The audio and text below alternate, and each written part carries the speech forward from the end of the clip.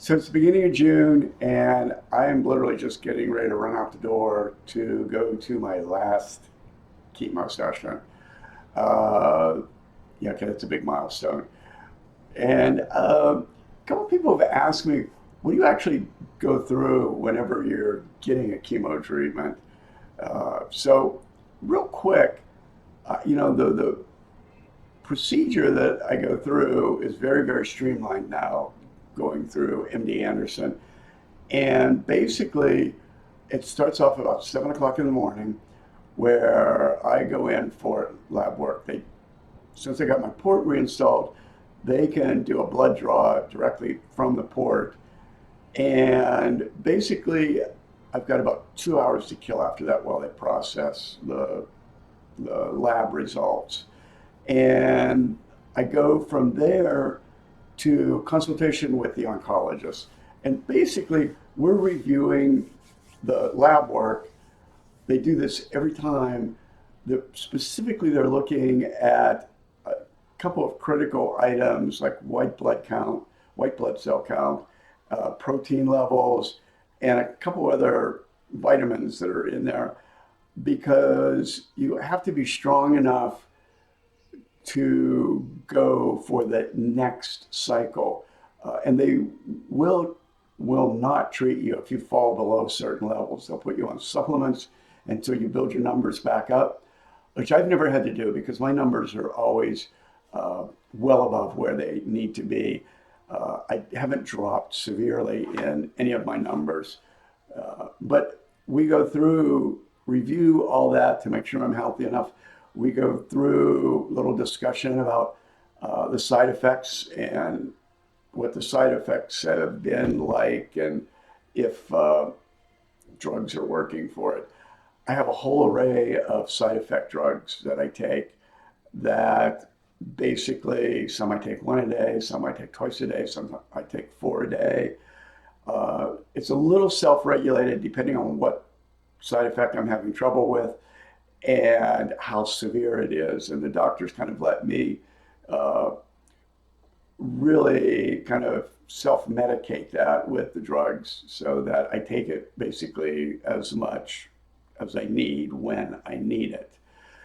So after I meet with the oncologist to review all this, uh, they give me a real quick physical exam too, just to make sure everything's healthy.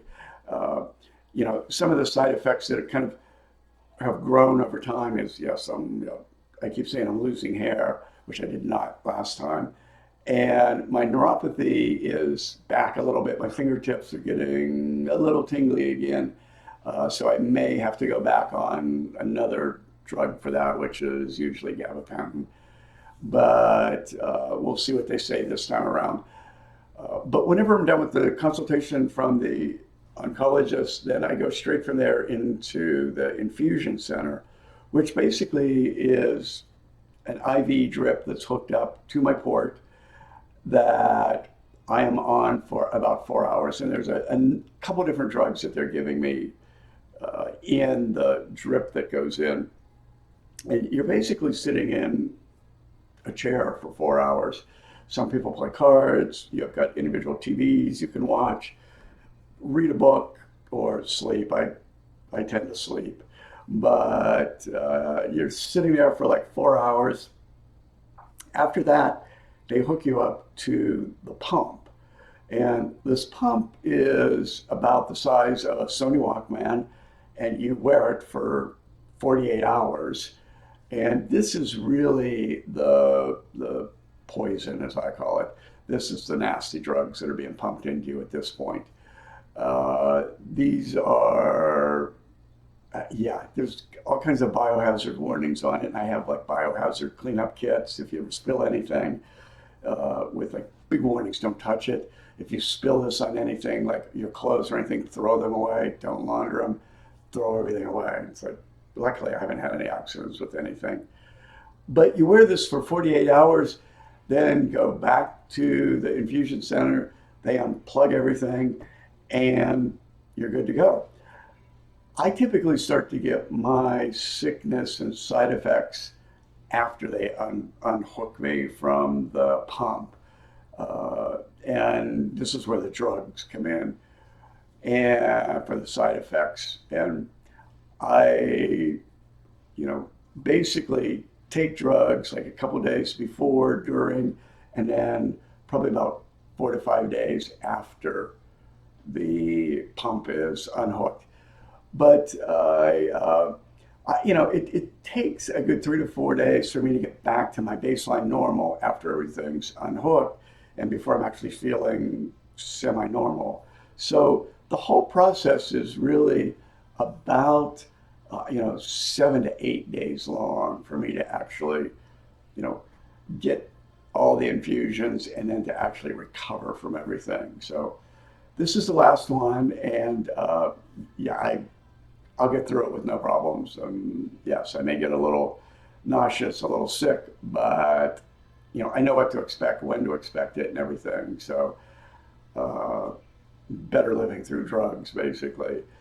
But that's what the whole chemo is. So I'm done with it this time. My next step is I have a bunch of follow-ups that start 2 weeks after this, where I have more CT, MRI, more lab work, consultation with the oncologist and the surgeon to start getting a date set for surgery. I don't have that yet. I mean, we're ballparking end of July, 1st of August, but I won't know that till after we get the consultations with the CT and the MRI, where I get an exact date for it. So uh, that's about it for now. So we're on track here to thrive in 25. So later.